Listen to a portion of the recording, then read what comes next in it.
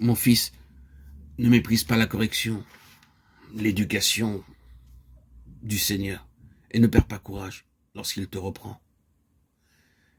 Car le Seigneur corrige celui qu'il aime, et il frappe de la verge ceux qu'il reconnaît pour ses fils. Hébreux 12, 5, 6. C'est comme des fils que Dieu vous traite. Hébreux 12, 7. Dieu nous corrige pour notre bien afin que nous participions à sa sainteté. Hébreux 12, 10. Car tous ceux qui sont conduits par l'Esprit de Dieu sont fils de Dieu. Romains 8, 14. Cette question des fils est une question immense. Ma correction, la discipline spirituelle sont en vue de faire de nous des fils et le Saint-Esprit a été chargé de notre formation. L'état de fils que nous devons atteindre sous la discipline de l'Esprit est en vue de nous amener à la maturité spirituelle, à la conformité du Fils de Dieu, et cela en vue du règne à venir. Les épreuves par lesquelles nous passons présentement ainsi que celles qui sont encore devant nous, oui, toutes ces épreuves sont liées au gouvernement à venir, à nos responsabilités, dans la nouvelle création.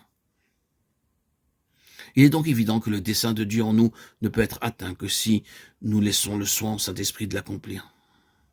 Il est également nécessaire de souligner que cette maturité, cet état de fils, n'est pas une question uniquement individuelle, quoique cet aspect soit présent, mais l'état de fils a un aspect pluraliste, relevant du corps, parce que c'est l'Église qui est appelée à régner et à gouverner, et l'Église est formée de tous les membres.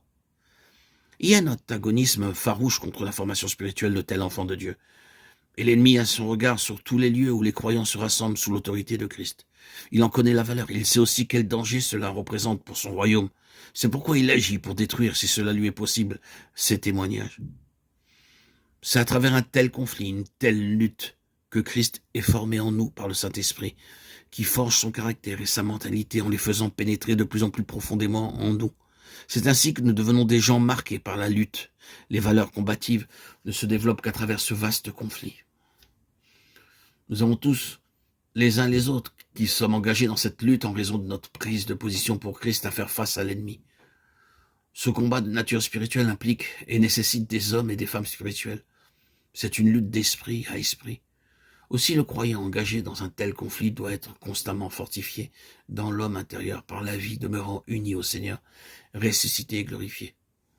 Ainsi, parce que nous sommes appelés à gouverner dans l'éternité à venir et que notre destination est le trône, nous sommes aussi appelés à vaincre, car l'héritage est à celui qui vaincra. Celui qui vaincra héritera ces choses. Je serai son Dieu et il sera mon fils. Apocalypse 21, 7. Celui qui vaincra, je le ferai asseoir avec moi sur mon trône, comme moi j'ai vaincu et me suis assis avec mon Père sur son trône. Apocalypse 3, 21.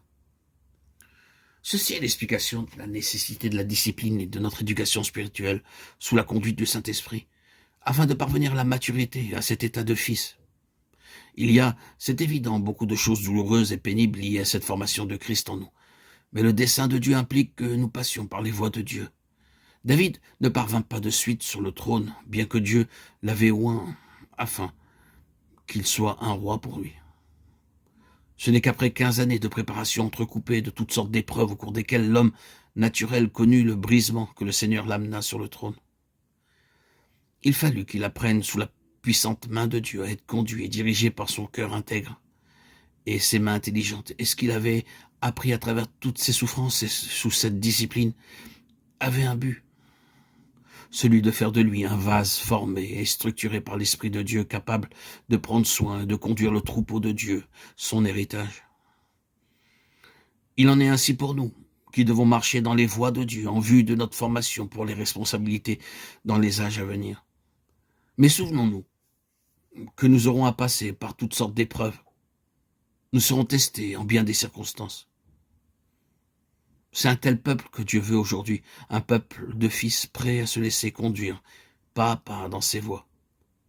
Quelles qu'en soient les conséquences, pourvu que le besoin de Dieu soit entièrement satisfait et son but atteint.